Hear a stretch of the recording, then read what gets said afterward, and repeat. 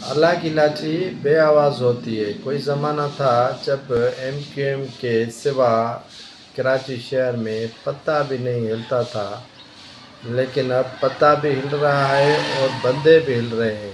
آج مختلف media reports میں یہ رپورٹ آئی ہے کہ ایم کیو ایم پاکستان کے سابق رہنما اور سابق ایم این اے حیدرآباد رضوی سے گاڑی چھین لی گئی ہے کراچی میں۔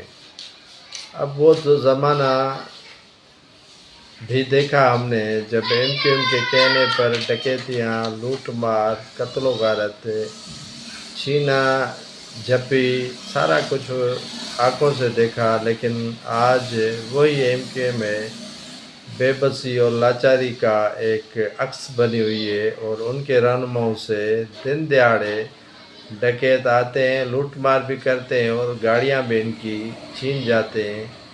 یہ ہوتا ہے مکافات عمل۔ کہتے ہیں کہ اللہ کی لاٹھی بے آواز ہوتی ہے، برستی ہے تو اس طرح برستی ہے۔